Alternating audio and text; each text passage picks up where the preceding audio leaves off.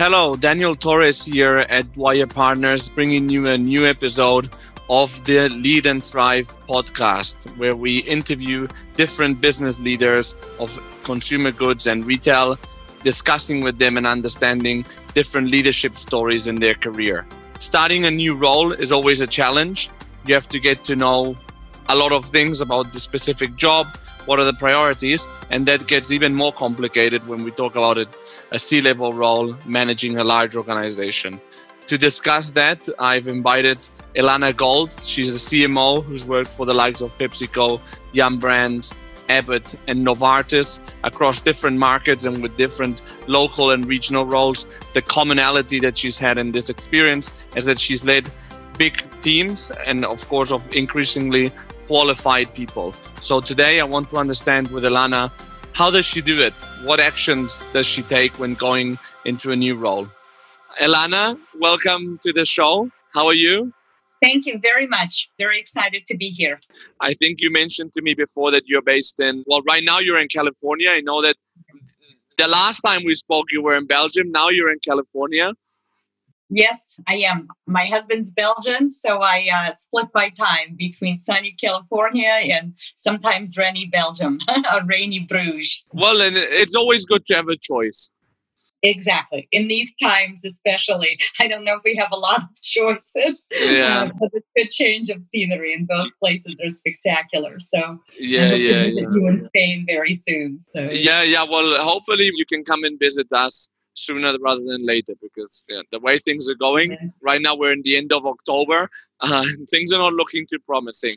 But look, I think it will be helpful, Elana, if you can give the audience a bit of an idea of who you are. Obviously, in the introduction, I gave an idea of where you are and the fact that you're a CMO. But actually, how did you start going into marketing? Yes, absolutely. And I won't give you a 3-hour version. I'll give you hopefully a minute synopsis about my career. But, I started out wanting to save the world, actually. So I was an economist with the World Bank and IMF. So I had a really exciting career before I went to get my MBA.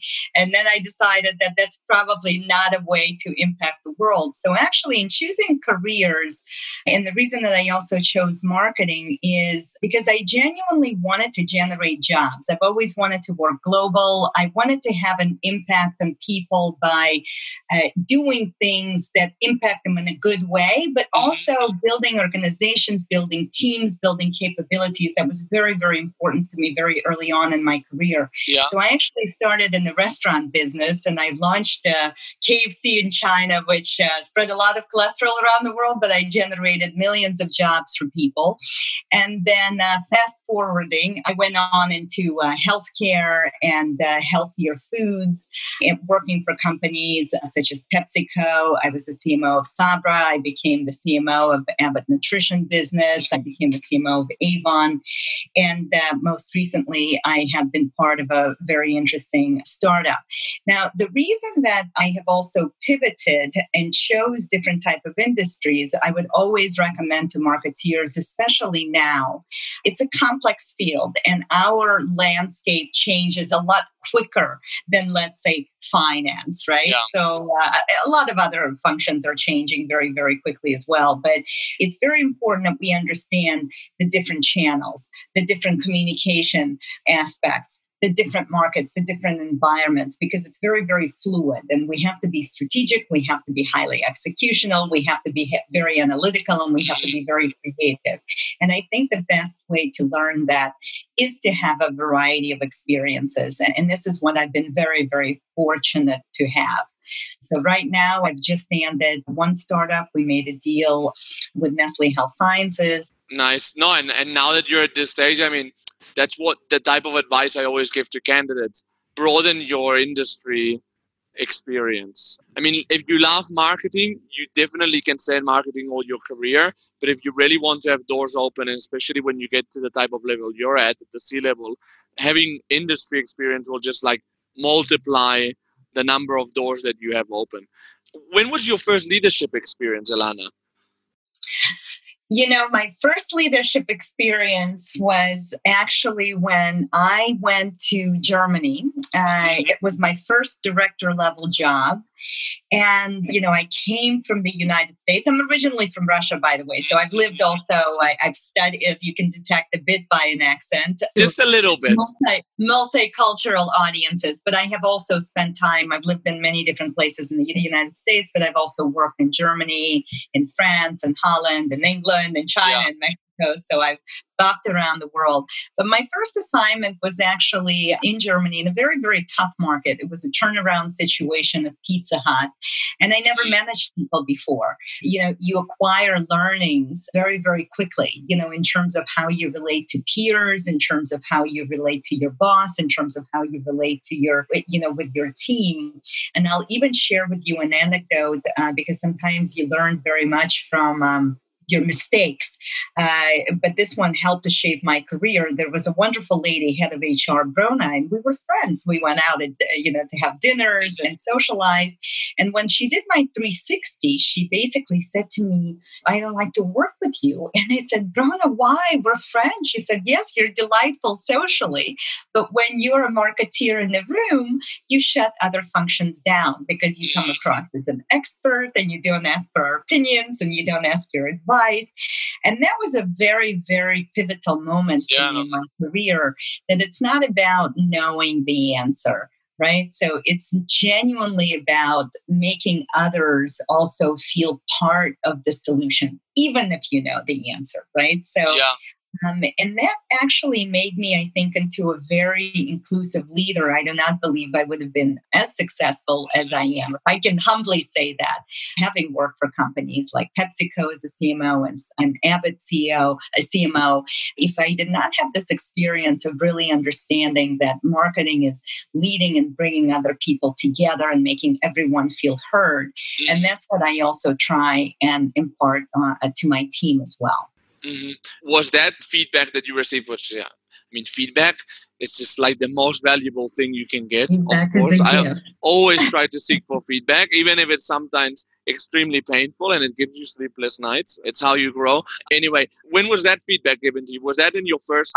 Probably 25 years ago, 25 years ago. And I hope that I improved, but I genuinely, it genuinely changed my approach to how I lead teams, to how I coach people, to how we're a team, and collaboration now, it's an overused word, but collaboration doesn't mean that you don't have arguments and discussions. But I think it's very important. This is why folks like yourself say, we have 2 ears and 1 mouth. I think listening to others, I think soliciting different points of view, having patience, it's very, very important when you're a leader, because with others, without other support, you're not going to get anything done.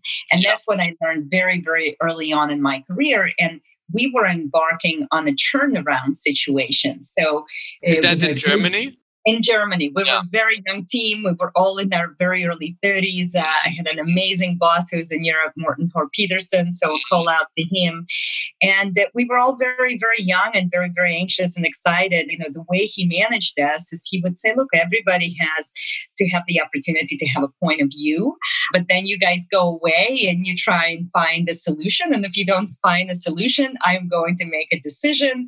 And then nobody pivots from that decision, right? So it's also 100% alignment and maybe 80% agreement.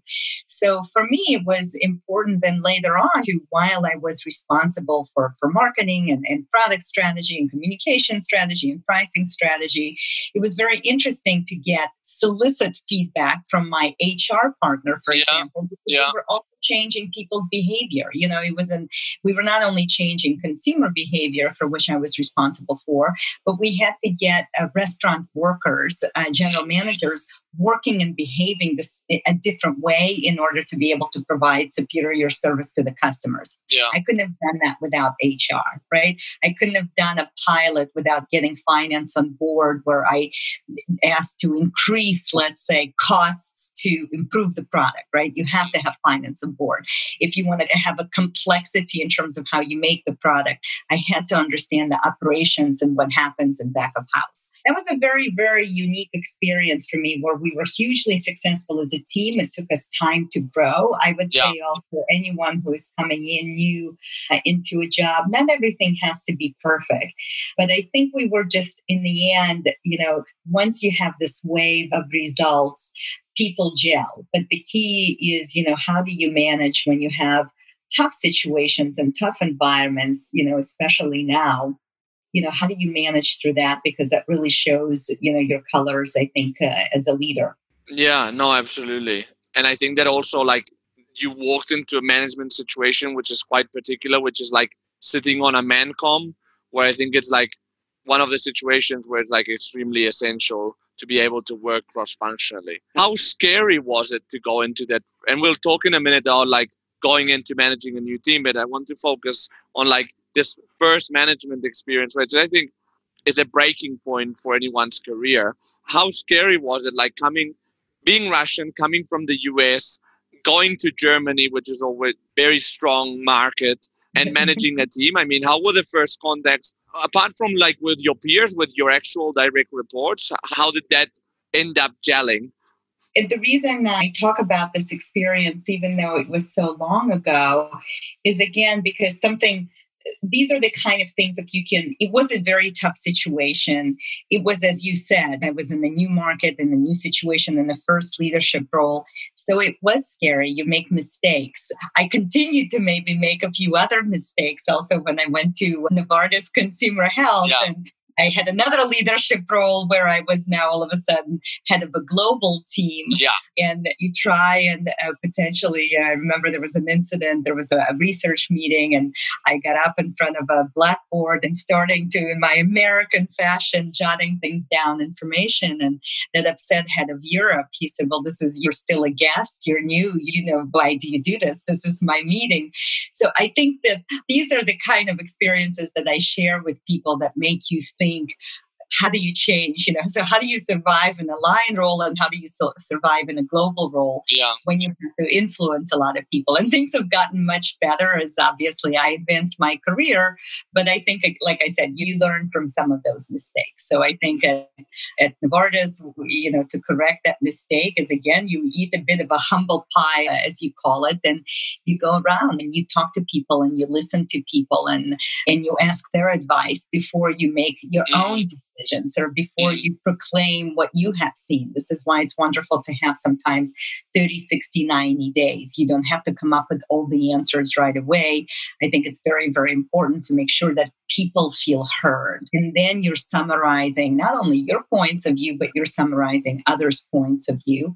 And as a consequence of that exercise, I was able to form at the time the first global team to manage the smoking cessation business, which was, again, very successful. And we did have tremendous results in terms of, it was another sort of, not a turnaround necessarily, but it was a business that was not existent. And we really built it into something very, very successful. So again, maybe if I didn't have that somewhat negative experience, it wouldn't have made me work as hard to try and address the issue. It's impossible to get it all right. If you think you're getting it all right, is that you're probably about to like get a lot wrong at the same time, I think. Yes. Well, I try and make new mistakes. I try not and repeat the same ones. Well, of course. So I think sometimes it's interesting to hear about. What we've done wrong and what we've learned from it. No, totally agree. And as you said, I think we always have to keep on making mistakes. We kind of have to make mistakes. Try to not make them too big, but we have to make the mistakes. I mean, obviously, you've walked into, like, since that early experience in Germany, you've walked into different leadership roles in Abbott and Novartis, in Pepsi. I mean, now that with the years, I'm sure that you can see like an underlying pattern of what works and what doesn't work when you go into a new leadership role. And I think that is like something that I'm very curious to know from your perspective. What are like the key best practices when you go into a leadership role? So, for example, when you walk into like a room to meet, well, in the old days, that way you can walk into a room full of people and you meet like your new team. What are the key criteria that you have to decide if like what people will be on your team and what people you think will not make it? Mm-hmm. Well, I think that this is, for me, obviously, structure follows strategy. So I think you have to make decisions about a team quickly, which I do, because usually I am in situations where results are expected of me sooner rather than I'm later. sure. But I think it's also very important to understand, what is the strategy and what is required, what capabilities are necessary to have you build the strategy. And so, sometimes once that is in place, I give an opportunity for folks to be able to really understand sort of where I'm going. What is my assessment? Again, as part of the process, even to be able to evaluate the people, is you talk to them. You understand what it is that they've done. You understand their ambitions. You understand, so their insights into the business and their personal capabilities. So I think by listening to folks for the first 90 days and forming your strategy and opinions helps you to make then the decision. So, in many instances, I have also decided that it's not necessarily that the person is wrong. They might be in the wrong position, or they might not have the skill set that I need at this particular time. And I have given the opportunity to move people, let's say, into new roles. I had this one woman, amazing lady in Abbott. And she was actually a much more of a medical expert, a regulatory expert, maybe than a consumer marketeer. And at some point, you can't always teach. You need somebody who has that experience. But by moving her into a very, very different position, she's now hugely successful and is much more of a chief medical officer than a chief marketing officer. Had she stayed in this marketing position, eventually she wouldn't have made it. Right. Yeah. So she would have had to go and find another job in marketing and probably would not have had, the growth and potential.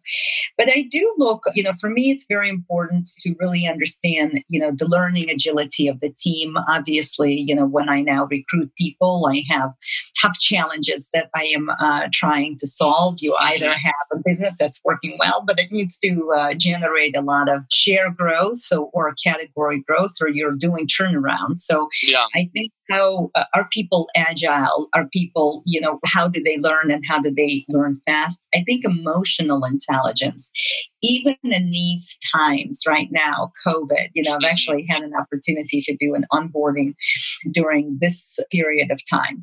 I think collaboration, right? How do people collaborate? How do they communicate with one another? How do they solve problems? You have to be able to have that mindset that you want to be able to do things with others and through others, and empathy. So notice I did not mention functional skills, which I imagine are important. And sometimes it's easier for me to teach functional skills than the other 5. But these are key for me that I look in my leaders. Not everybody has to, have this kind of acumen. Presidents, for me, that's very important so that they can cascade. They can be very strong leaders to the teams underneath them. And that's what I basically did at Abbott, where I had to rebuild, the entire organization. I had something that I called the dream team. I built it in 3 months and we were hugely successful. I couldn't have done it, without the group, but they were functionally highly, highly skilled, but it was more than that. They had all of these, the agility to learn, the emotional intelligence, the collaboration, the empathy, to be able to work around the world, to be able to work with people, cross-functionally. And that's what I learned was important through my own journey, what are the skills that I have to acquire to make sure that I don't mess up when I come into the room. Is it possible as well that the more senior people you're managing, the more important these soft skills are than the functional expertise? Absolutely. Absolutely. I think you need to start picking these things up earlier now, rather than later. My fear sometimes is, especially in light of e-commerce and technical skills that we develop, like performance marketing, I think sometimes people become so siloed in terms of that I need to be able to drive consumers or audiences, to my website, that people are not developing the skills of deeply understanding the consumers and deeply understanding the organizations and bringing others along. So I would hope that as soon as somebody is getting to a director level, you start developing those capabilities if you want to be able to grow in your career. Yeah. And I think that as well, like in terms of the functional skills, and that applies also to headhunting, it's relatively easy to be able to assess if somebody has the right experience, right? Yes. At the end of the day, it's seeing achievements, being able to make sure that they're the right achievements. But then, like, what really counts, what really makes a client hire one person or the other are all the things you said: learning agility, emotional intelligence, collaboration, empathy, and the way they're able to articulate these, in this case during an interview process, or in your case during the first 90 days, no? Yes.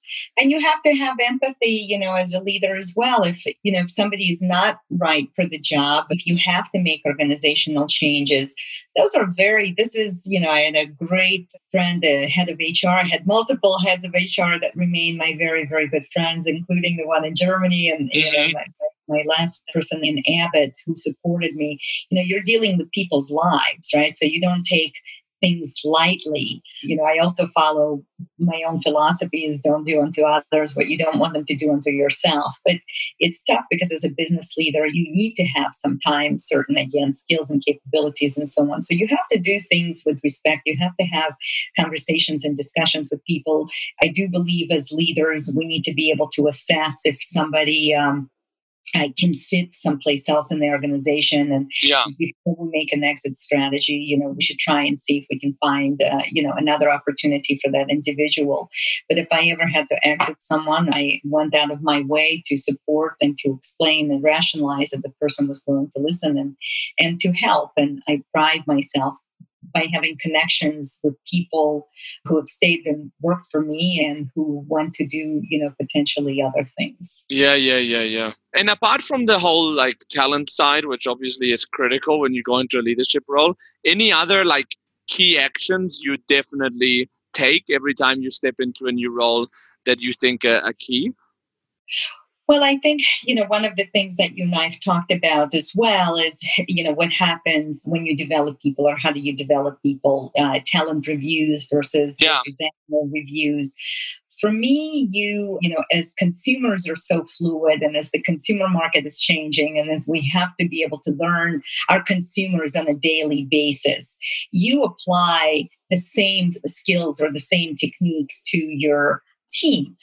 I believe that you coach not every 6 months or every, once a year, you coach ongoing, so there should be no surprises when you have a 6-year official review. I wish we could do away. I hate them myself, and I wish we could do away with them, altogether. I mean, it's maybe important to document something for the file, and sometimes you have to make, financial decisions, but I tend to really work and spend a lot of time with people ongoing. So in fact, I tend to take the anxiety out of all the reviews, and I have drinks with people and discuss always more the positive versus, anything else that they have to improve. You always tend to start your reviews from my experience. You've done this really well. And then there's a laundry list of what you need to do better. So it's really, really anticlimactic, even maybe if you have a really good score. So to me, I work with people always to say, what is it that, first of all, what do we need to accomplish? How do we need to accomplish? There has to be a sense of achievement and success. And then what are the kind of things that we need to work on and be better? And sometimes, challenges come up with your colleagues, with your peers, with your bosses. So I try and work these out ongoing. So as a leader, I think, while I love building brands, while I love to kind of roll up my sleeves, the bigger the team that you have, I actually probably tend to spend 70% of my time on people and maybe 30% on business. Now, my day is also 200%, not my world is made up of 200%, not 100%. But I invest a lot in people. And I think the one thing I always do is, another boss of mine told me at PepsiCo very early on before I went to Germany, he said, Elana, don't be scared to hire people who are smarter than you are. I am so proud of the folks who have worked for me who in their own right have gone on to be CMOs and general managers and chief commercial officers. And I have never shied away to say, this is the individual who's responsible for the strategy. This is the individual who has made this accomplishment. And I will always say, especially when we're trying to, even in these times, there is something inherent where you just want to take the credit. You're nervous. You want to show you want to show your chops. I will always say at some point, you give credit to others. You give credit to your team. They will be loyal to you and you're still going to get the credit. Your people are the ones who make you look good. So that for me is very, very important as well. And I think that that's why I've always been able to, have cohesive groups. And the trust factor in my teams, I think has always been very, very high. Yeah, I wanted to ask you, which is the critical way for you to build trust with people? You mentioned like socializing, but that was more a peer thing.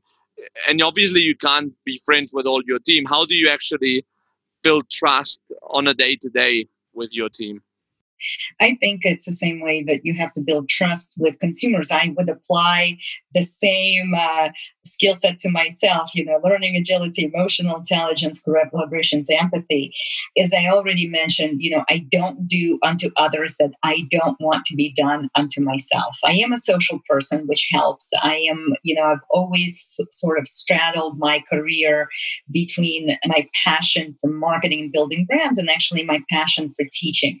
So I've done a lot in terms of building capabilities. And, I was also part of a consultancy called Effective Brands, which later on was sold to Kantar, where I built actually a marketing practice to build capabilities. So I bring in the right tools and skill sets for people to be able to communicate with one another, more tools or frameworks to take the emotions out of the emotional, right? So I introduce frameworks where people can have different ideas, but at least, the framework allows everyone to be able to evaluate, if you're having the right discussion. So for me, I think that, first of all, again, you have to be able to set very, very clear agenda, right? So everybody has to know the clear accountabilities, how we work together, the interdependency. Yes. Is that the framework? So I think how do you get trust from teams? So there's a couple of things that I do. One is you don't do unto others that you don't want them to do unto you, right? So you treat people with respect. You treat people with respect. Yeah. You listen to them. You create conditions to be able to debate and argue, because collaboration, that's what collaboration is. Whenever somebody says collaboration to me, I go very, very deep into what my bosses view as collaboration, because if it's just agreeing and that is the worst part of collaboration, right? So some people mistake collaboration for consensus. So, in order to get this collaboration going, I usually introduce certain marketing frameworks, certain, so that you're not arguing about the how, you're arguing about the what, so if we need to be able to build a strategy, there's components that I will introduce. Here's how you outline a brand ladder, what the brand stands for, or here's what a marketing plan should look like, or here's a marketing task, what do we know about our consumers? How are they behaving? How are they supposed to think, so that people have the same tools in order to be able to actually debate the what, right? Yeah. So somebody says, listen, I believe that these consumers are doing X, and somebody says that they're doing Y. Then you're looking at data and you're understanding things. And then we have interesting discussions, and then you can always vote on things, right? So it's not about, my making the decision to say you're right and you're wrong. It's maybe getting a couple of folks to say, hey, here's some dots, let's vote on what we believe is a better option based on what we've heard. So I think, again, it's fundamentally making sure that people are very clear what we need to accomplish, how will they be evaluated, hopefully on a daily basis. And then having fun working together and giving, again, certain tools and frameworks to be able to enable debate with folks. And I think it's absolutely okay to have a heated debate. But ultimately, I also tend to choose positivity, and I hope I choose people who are good people, that if we made a decision as a team to pursue something else, that's what we do. That's what I learned from my experience 25 years ago when Morton Hope Peterson said, you guys either agree or I make the decision, and when we execute a plan, we do it together. So, and I don't deviate from that, right? So I think that has always helped me to get trust going, because I think everybody felt like they were heard. People, just because you were heard doesn't mean that wasn't necessarily the plan we executed, but everybody felt heard. You debate, you discuss, you hear everyone out, you have fun with it afterwards, but then you move, and when you execute, it's people like to get results usually, and then you watch your results, and then you celebrate together. I think it's a very good point. Agree on the collaboration part, that it's actually that people have a voice that's heard, and not only agree and that's it. And also agree with the fact of, if you have smart people, you may as well hear what they have to say, right?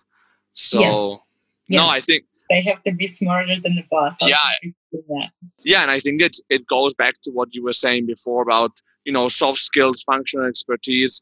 When you're like the leader, and I think that the more senior you are, the more you have to rely on other people's technical skills and also on their soft skills when they start managing people. Elana, look, we're running out of time, unfortunately. This was extremely valuable. I really appreciate you sharing your first of all, your career journey, and second of all, being honest about certain mistakes that you've made, but ultimately your leadership style, which I think is a great example actually, to people out there that are leading people or are going to lead people in the future. Thank you. Thank you. It's my honor and my pleasure. So hopefully, indeed, this was helpful, and we need strong leaders out there now, especially in these crazy times. I completely agree. Thanks a lot, Elana. Thank you.